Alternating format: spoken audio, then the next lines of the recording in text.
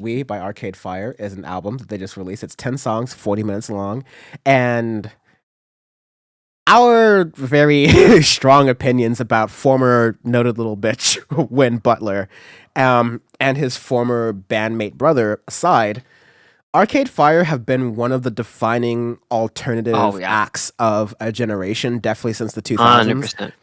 100%. And increasingly, they have made their projects more ambitious, more like ideal. Definitely, still one of my favorite albums to this day. Reflector just kind of shows how like so good. They wanted to try to transcend just being an alternative record, and they released one of the best alternative records of the 2010s. And then they followed that up with the Suburbs, and you have really good stuff that they've done for 15 years. Yeah, they followed that up with Everything Now, which was their previous last album. You had some features from Daft Punk, or some production from Daft Punk rather, and they did a really good job of. What Arcade Fire's done a really good job of, if sometimes coming off as cheesy in this effort, is that they've captured the zeitgeist of a time period and all of the anxieties that surround that time period, especially living in the United States. And so Everything Now was a lot about this, and you can see this through the track names like Good Goddamn, Creature Comfort, Everything Now, Infinite Content. This time of being overwhelmed by the internet and all of its forces and all the stuff that's happening, not necessarily touching on the political turmoil of the Donald Trump administration, but definitely having that as a backdrop and all of its effects having it. And I mention that only to say that, like, honestly, even though we come off as like really like left like political people on this podcast, we don't love when musicians like hit you over the head in a stupid way about politics. It has to be really subtle. It has to be kind of like crafted carefully. And unless you're no name. Unless you're no name, which totally works out. But here with you get a project that is orchestral, essentially. You get a project that, all the songs are marked as like Act 1 or like Act 2 or End of the Empire 1 through 3, which are like definitely on the nose there. And what you get are some pretty solid pieces. And what I really like about this is that it's a very ambitious, I'm doing orchestral parts. There's going to be acts within these songs. They're going to split apart to, become like popularly accessible, but you still have a 40-minute album. This is still very logical in 2022. The songs that are like the most accessible movements within them are broken apart, like Age of Anxiety 2 or End of Empire 4 or Lightning 2. Like those are the big songs that are really parts of it, but you have the labels there which kind of accentuates what we talk about in the most obvious way possible, that albums should flow together, right? Here you have everything titled and numbered, so it's like very obvious that like this is the type of album that you should listen to front to back and maybe not shuffle through. But Arcade Fire has been pretty good about doing this and laying albums out even before you had to label them and put them into movements. This just takes it to a whole new level of like Queen, Bohemian Rhapsody, or Radiohead, Paranoid Android levels of thoughtful contemporary music production that like you gotta give him praise for. First thing I'll say, do you know who did the production of this album? No. One, Nigel Godrich. Oh yes, I actually do remember that because we noted that in the new single when we reviewed. It was I think it was Lightning 1 and 2 that came out as a single, and so we kind of poured it into there. And so a little bit of that Radiohead touch there. I'll say this also to like defend my good friend Sean.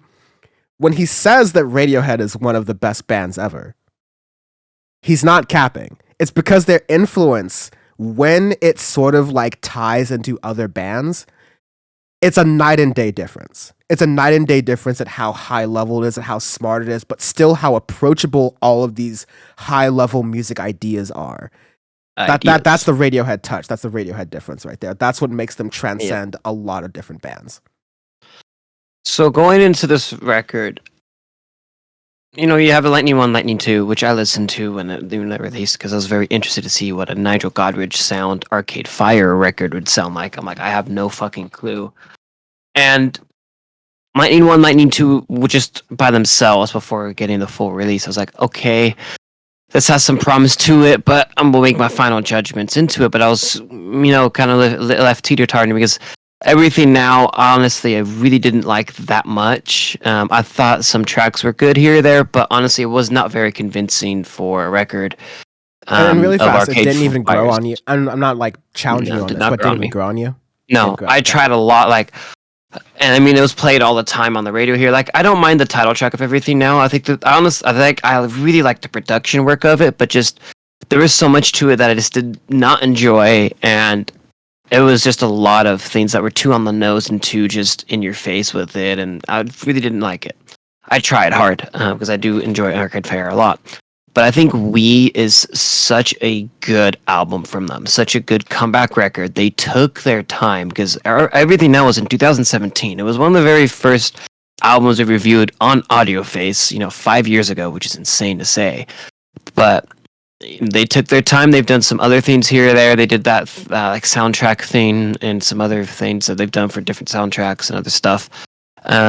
One less Butler on one Butlerless brother, which is interesting, but more on that later because we have something I'll talk about with that. But this album starts out so well with Age of Anxiety 1 and 2 / Rabbit Hole, because it really convinces me that for a band that has been together for so long, they are still creative artists. They still have stuff in them that can be out and is, you know, pertinent to being in this genre, pertinent to being in this awkward era right now of indie / alternative rock / electronica, everything. Like, there's this whole little thing of you have newer artists doing it, which I've gone on many tangents, many rants about it already this year, and then you have older artists who some are doing really well and some are not doing so well with it, and this is such a good return to form. The first opening track, Age of Anxiety 1, it gets that little orchestral flair, but with synths and everything, and it's like it slowly builds up and then gets to that nice beat towards the end of it and everything, and gets you feeling, oh wow, okay, Win Butler actually sounds really good on this. And the whole band, the synths, the drums, everything, it sounds cohesive, it sounds great. I'm like, okay, interesting. What is Agent of Anxiety 2? Totally different. Totally, completely different. It's like you're almost bringing back like synth sounds and stuff you might have heard in the early 2010s, but putting on the flair of it, of 2020s sounding indie / alt rock alternative that you'll hear nowadays. So it's like this nice throwback in a way to even just 10 years ago, which is crazy to sound, but it's like some of my favorite sounding stuff in the early 2010s, but they still make it to where it's modern and still experimental enough to be different. End of Empire 1 through 3, and then End of Empire 4, Sagittarius. Great too. Yeah, Sagittarius. I'll just jump in here again really fast. I want you to kind of lead this review because I've talked way too much this podcast already. But Arcade Fire is one of the bands that we kind of like a little bit more, so I'm gonna kind of nitpick a little bit more.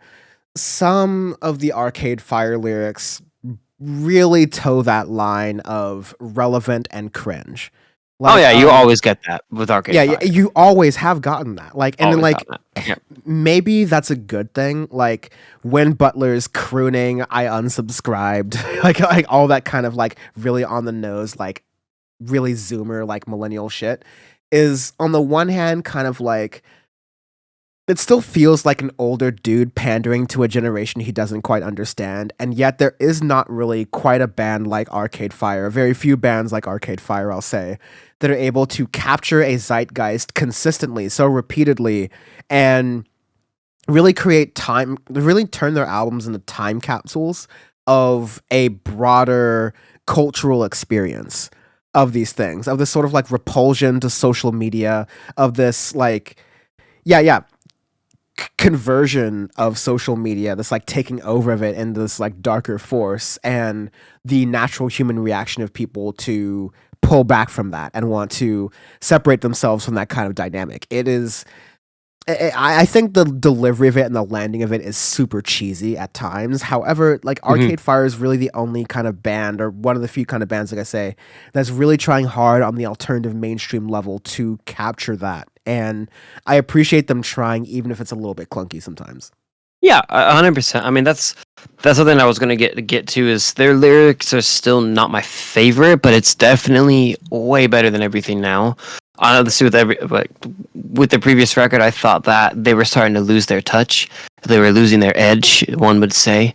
And like, sometimes that happens with older artists. I mean, you get that, when you make music for 20 years, sometimes you can grow with music like Radiohead, or you can grow out of it like a bunch of different bands, like Smashing Pumpkins. You might get a couple of tracks here that they're okay, but mostly just it's really irrelevant, and it's not anything that is really going to help, the alternative rock scene and whatnot. But with this is, this is the year of returning to form, especially from a shit ton of older groups. And to me, this is prime Arcade Fire. I really wanted to go into this hating it with all my guts, because I like to do that now because it's Audioface, but I'm blown away, honestly, with what they made. Lightning One. I'm sorry, Yeah. I can't say I think you're kind of going into this, so I can't. Sorry to cut you off, but like the one feature on this is incredible. Race and Religion, Unconditional 2 with Peter Gabriel, who has been out there for a minute and a half. Unbelievable. What a track. Yeah. I mean, kind of subtract the deeper meanings of like race and religion being put into a song in this context as like let's pretend PowerPoint doesn't exist for a while. It's a really good track. Yeah, and going off to what I earlier alluded to, of me like the Lightning 1 and 2 not knowing what it's going to sound like, it's perfect for this record. Like the way everything is placed, it is great. I really like the way that they have it, like having the Lightning 1, Lightning 2, and then Unconditional 1, Unconditional 2. Fantastic. Everything flows well. My one gripe is you really have to listen to this top to bottom. It flows like a record. Which I do like a lot, but I do sometimes like it if you can shuffle it. When you shuffle it, sometimes it goes together, sometimes it doesn't. Sometimes it gets a little too slow, sometimes it gets actually a little too fast. So it's interesting in that way. But when you just play it straight through, how God intended it, fantastic. I am very, very much blown away. This is one of my favorite records of the year so far. Yeah. Very, very good. I'll also say I like it more and more with every single listen. I didn't hate it on the first listen, but I was definitely sort of like, it was one of those almost like a Sufjan Stevens, this is a lot, and I don't know if I like this version of a lot for an album. But unlike Sufjan Stevens, on listen 2, listen 3, it makes a lot more sense. It clicks in a lot better for me. And I really appreciate like the depth and care that Nigel Godrich is producing and all the other producers on the team and everyone else in Arcade Fire did to put like classical music kind of movement, something where we talked about classical music being important to modern music in the very early episodes of Audioface, like putting those into a more mainstream, approachable, alternative pop kind of record and giving it some good political meaning, giving it some good like cultural significance. Really, this is the kind of album where like I don't feel like I'm doing a great justice to it, giving it a review 3 days after listening to it, because my opinion of it is going to grow in the coming weeks, months, years. Like one of those Arctic Monkeys Tranquility Base situations. So it's a really solid album. I'm not quite ready to say it's going to be one of my like album of the year contenders, but it's definitely top of mind.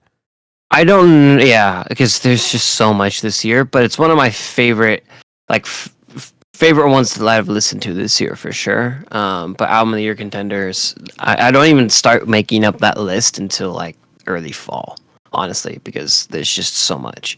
Yeah, we're almost halfway through a blockbuster year though, so we should definitely start getting ready.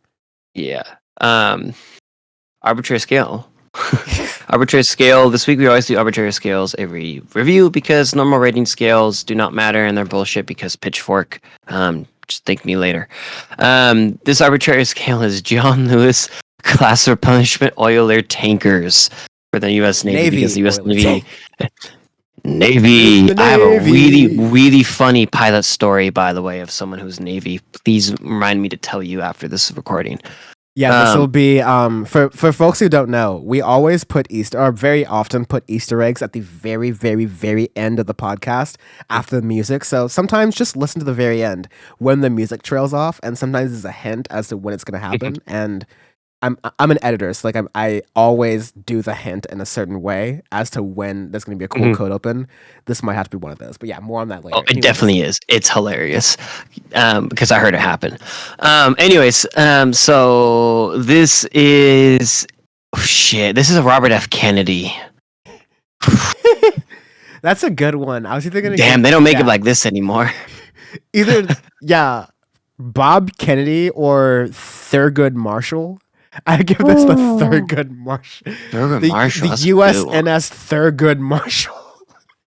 That's rough. When I die, I want to be named after a Navy tank.